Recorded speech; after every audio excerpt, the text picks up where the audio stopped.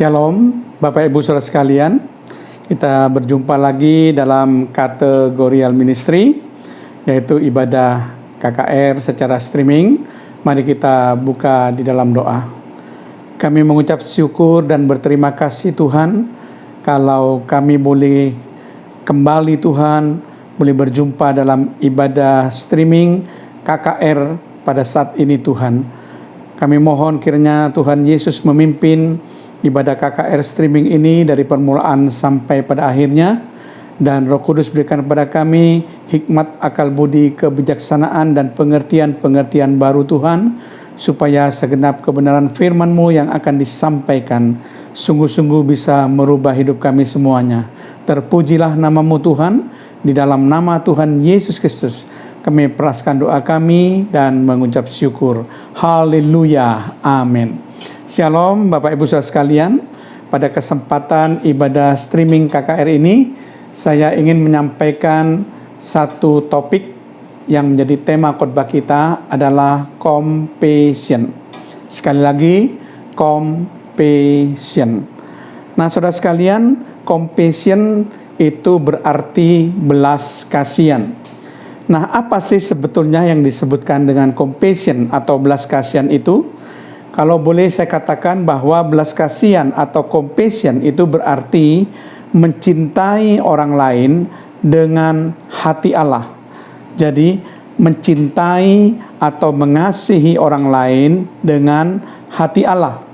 Jadi orang yang punya belas kasihan atau orang yang punya compassion itu akan berbuat kebaikan disertai cinta kasih kepada sesama. Bukan sekedar berbuat baik Bapak Ibu Saudara sekalian, tetapi disertai cinta kasih kepada sesama.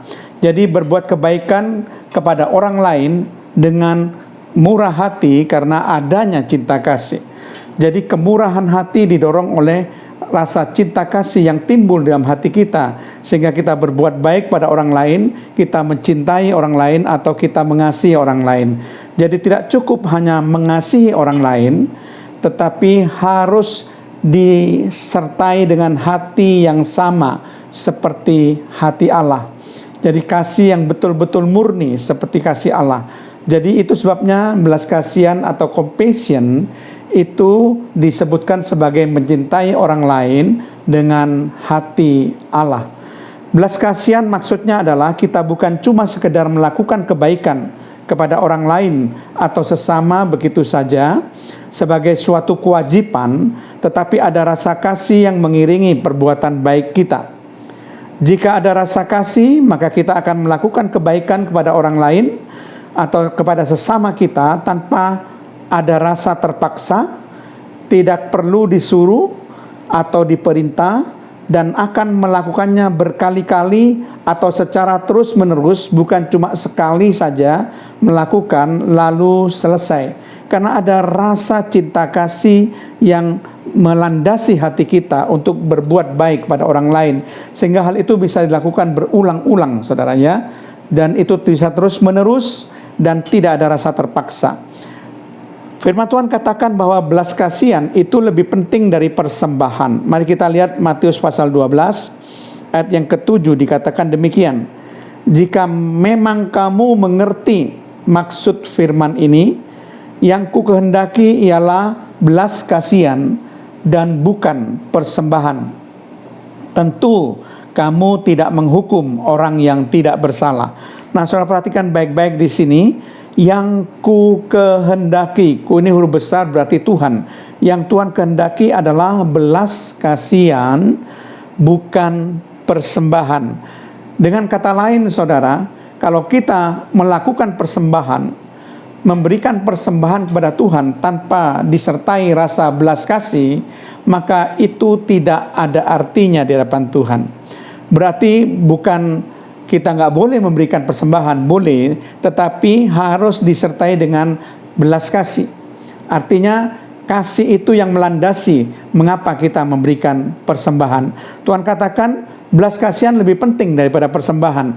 Tidak ada gunanya kita memberikan persembahan kalau hati kita tidak punya belas kasihan kepada sesama kita.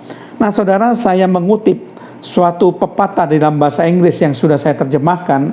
Dikatakan bahwa kita mempunyai belas kasihan ketika kita menggantikan penghakiman dengan kasih karunia.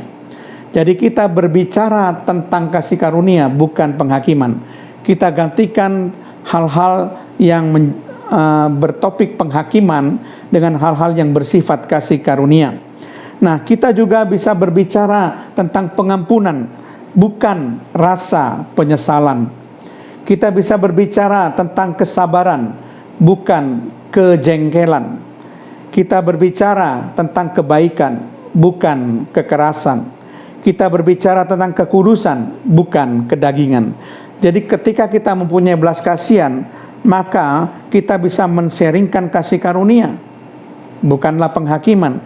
Kita bisa men-sharingkan pengampunan, bukanlah rasa penyesalan. Kita bisa men-sharingkan kesabaran, bukanlah kejengkelan. Kita bisa men-sharingkan kebaikan, bukanlah kekerasan. Kita bisa men-sharingkan kekudusan, bukanlah kedagingan. Ya, itulah kalau kita memiliki hati yang penuh dengan belas kasihan.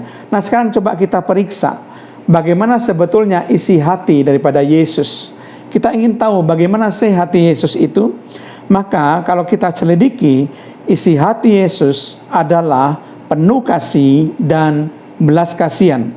Karena Tuhan memang Maha Penyayang dan penuh belas kasihan. Coba kita lihat buktinya bersama-sama.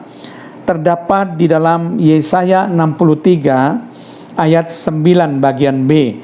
Dikatakan demikian, Dialah yang menebus mereka dalam kasih-Nya dan belas kasihan-Nya.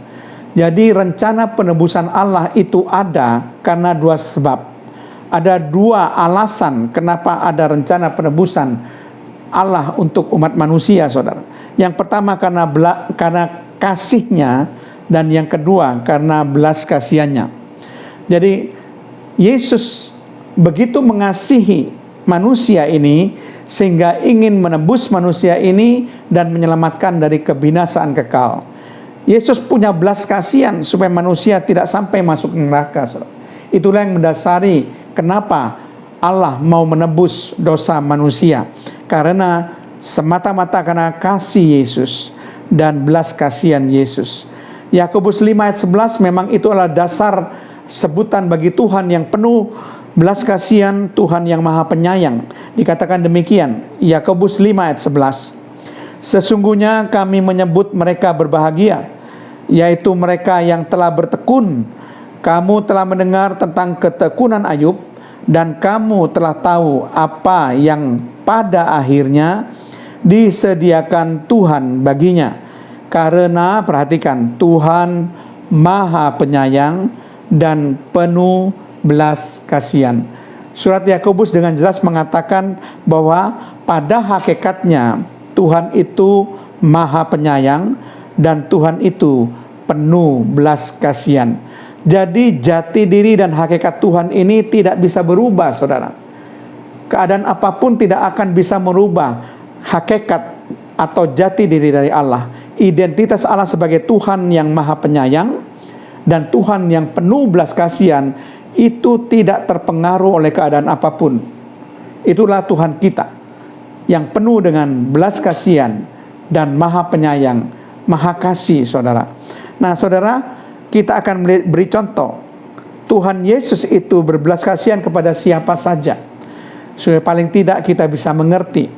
Kita akan membaca yang pertama, Matius 9 ayat 13.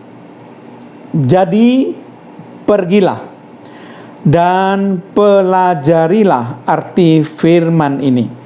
Yang kukehendaki ialah belas kasihan dan bukan persembahan.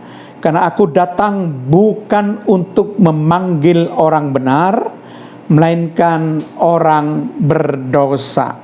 Jadi yang pertama, Yesus berbelas kasihan terhadap orang berdosa, saudara ya.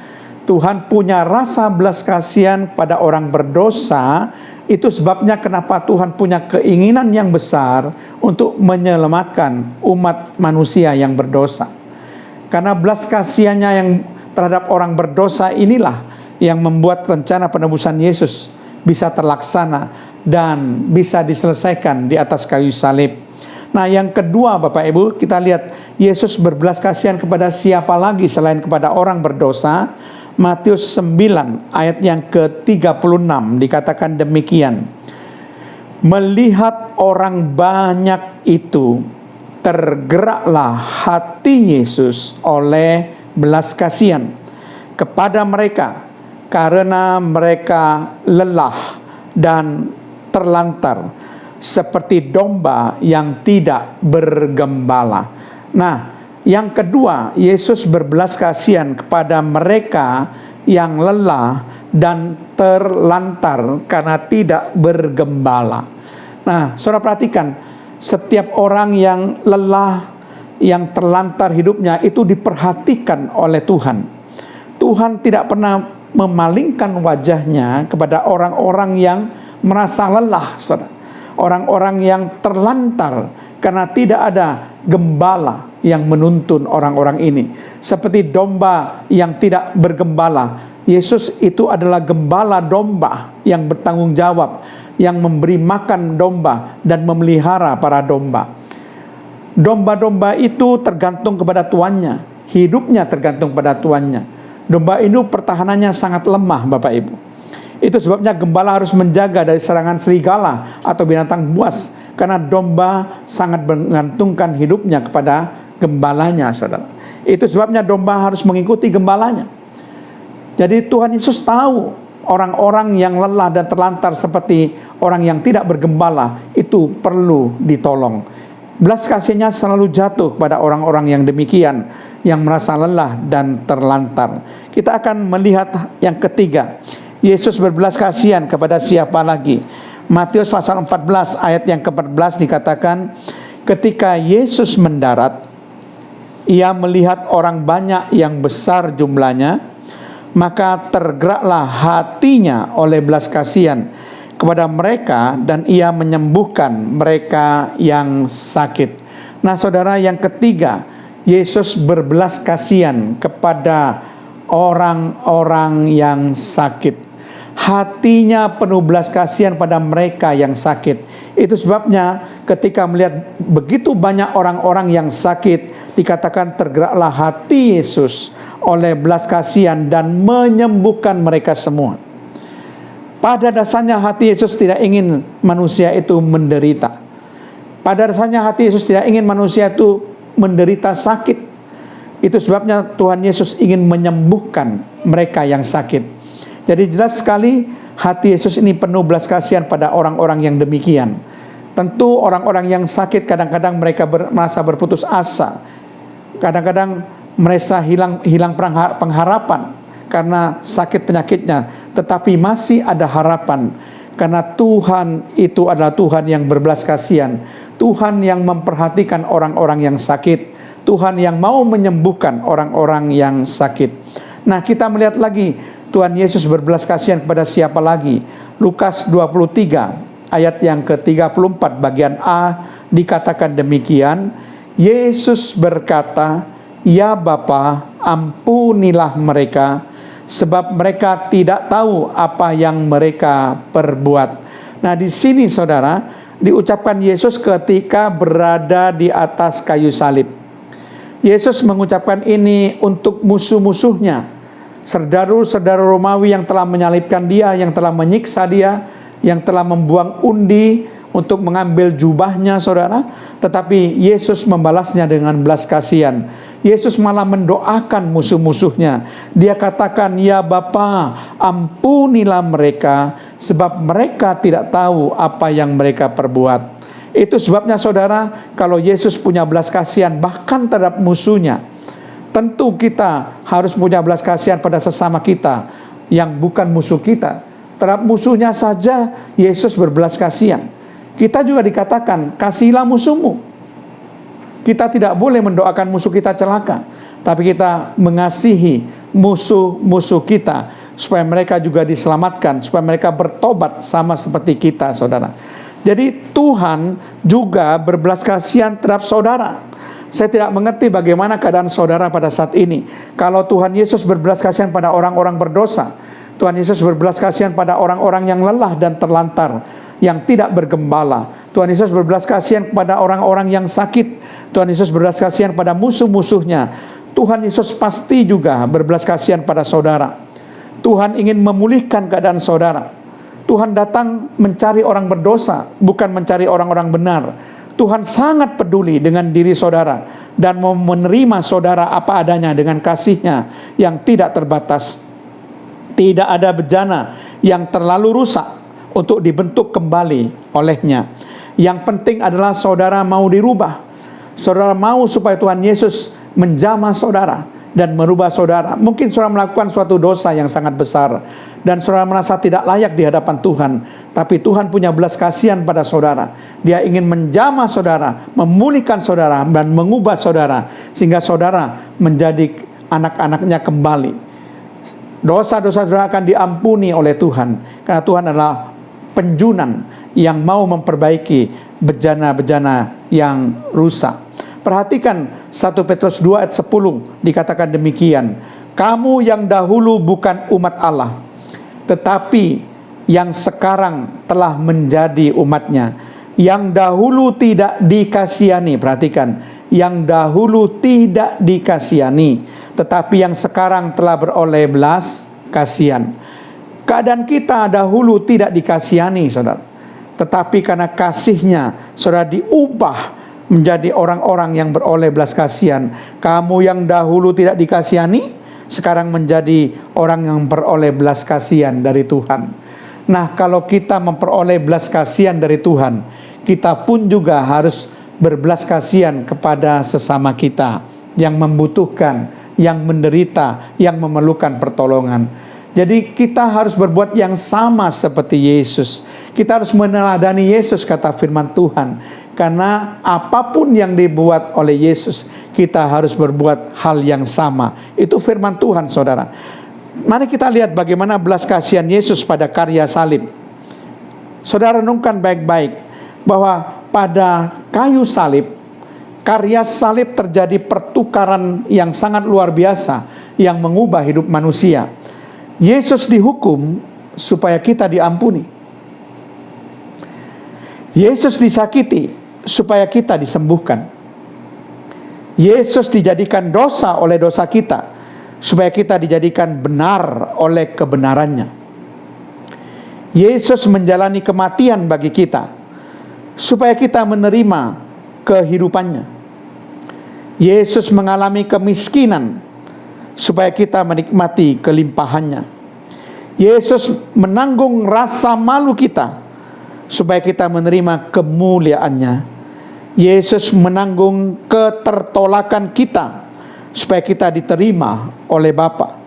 Yesus menjadi suatu kutuk supaya kita menerima berkat. Itulah belas kasihan Yesus yang ditunjukkan di atas kayu salib. Pada karya salib, saya perhatikan terjadi pertukaran yang semestinya saudara dihukum lalu diampuni. Semestinya saudara itu sakit tetapi beroleh kesembuhan. Sebenarnya saudara itu berdosa tetapi dibenarkan. Semestinya saudara mengalami kematian tetapi diberikan kehidupan kekal. Semestinya saudara mengalami kemiskinan dan penderitaan, diberikan kelimpahan oleh Tuhan. Sebenarnya saudara merasa malu karena dosa saudara, tetapi saudara diterima oleh karena kemuliaan Bapa diberikan pada kita. Semestinya saudara ditolak oleh Bapa, tetapi saudara diterima menjadi anaknya.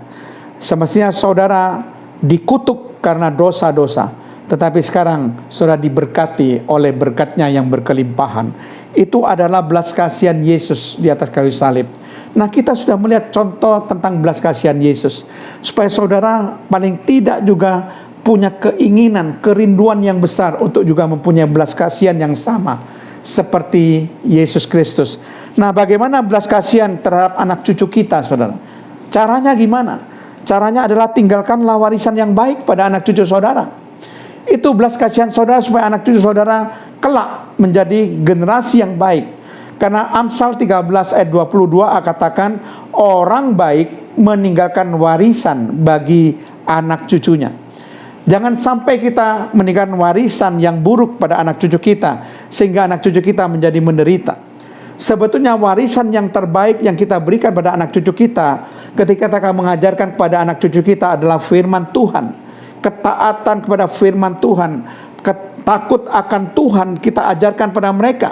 Taat pada Tuhan, taat pada firman Tuhan, melakukan firman Tuhan, itu yang terbaik supaya mereka diselamatkan. Tidak ada yang lebih baik dari keselamatan yang diberikan pada anak cucu kita. Saudara, memberikan kekayaan itu sebentar akan habis, tidak kekal. Saudara memberikan kedudukan itu juga sebentar akan habis, tidak kekal.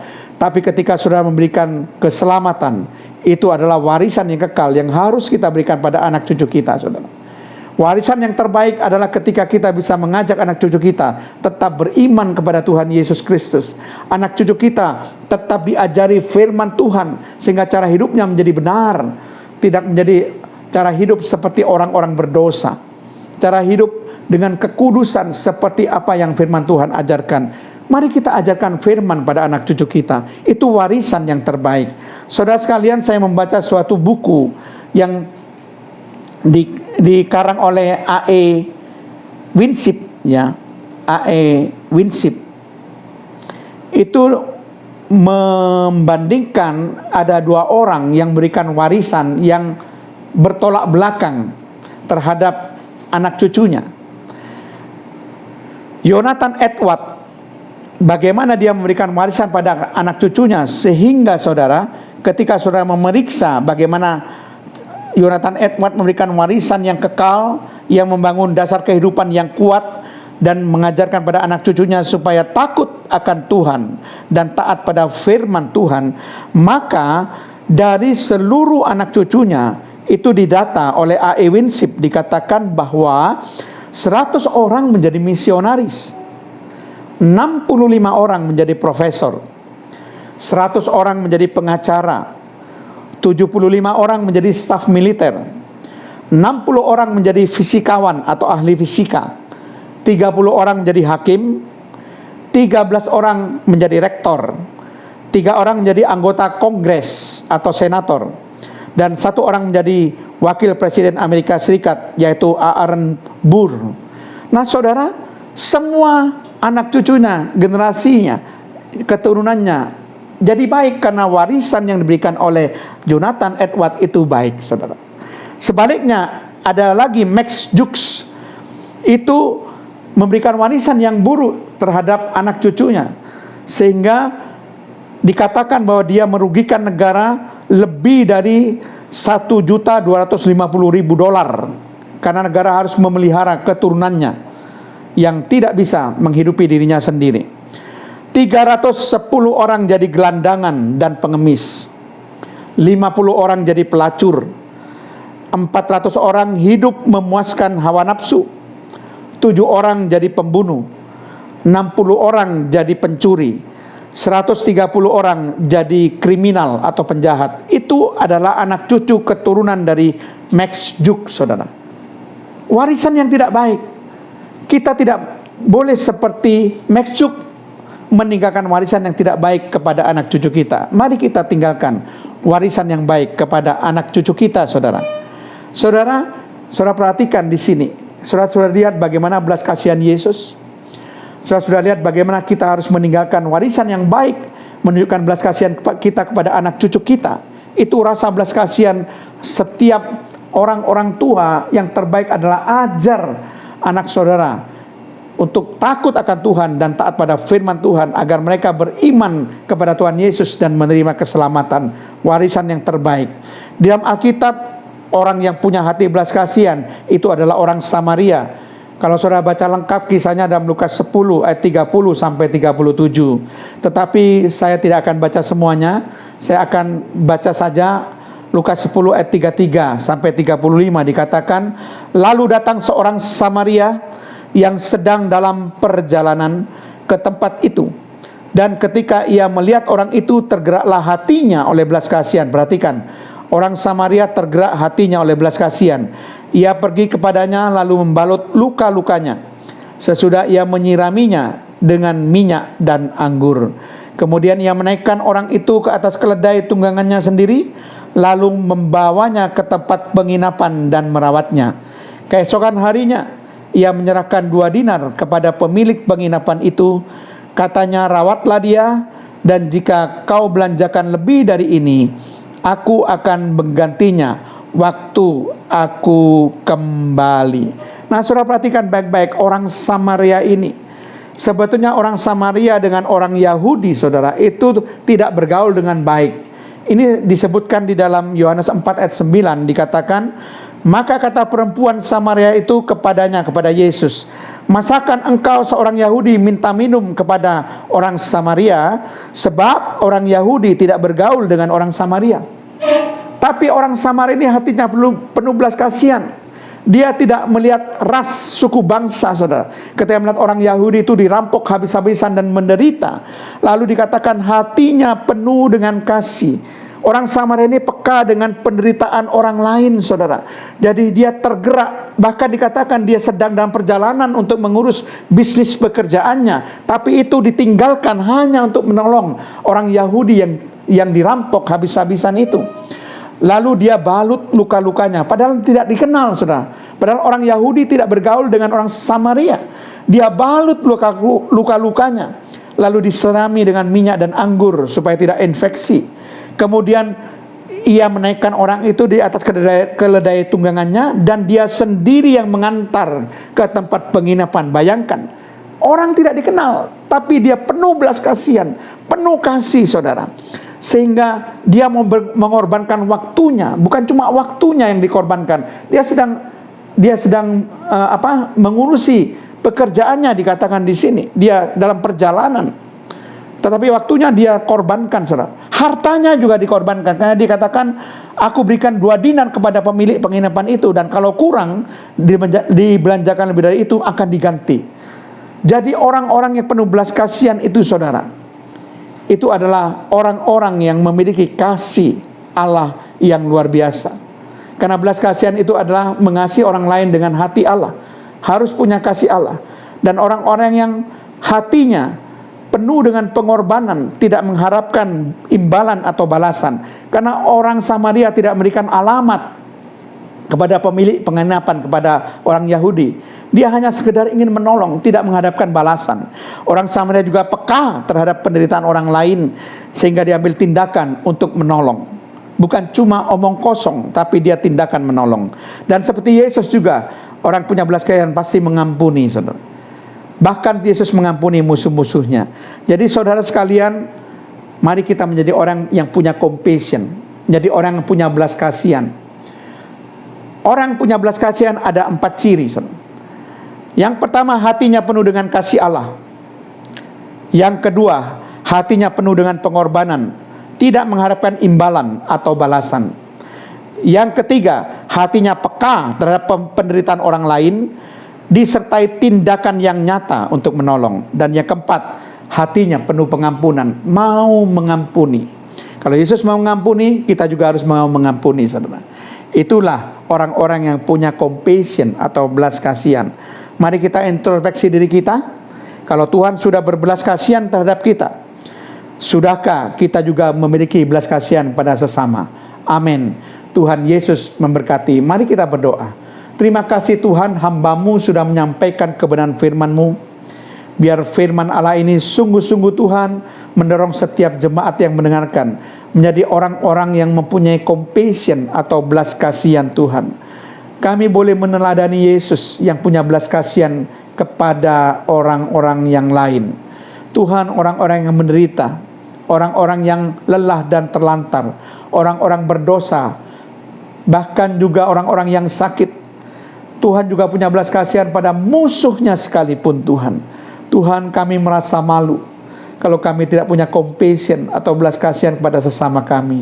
Jadikan kami sama seperti Yesus. Terpujilah nama-Mu Tuhan. Kasih karunia daripada Allah Bapa, cinta kasih Allah Putra, serta persekutuan Allah Roh Kudus memberkati dan menyertai kita semuanya mulai sekarang dan sampai selama-lamanya. Dalam nama Tuhan Yesus Kristus. Haleluya. Amin.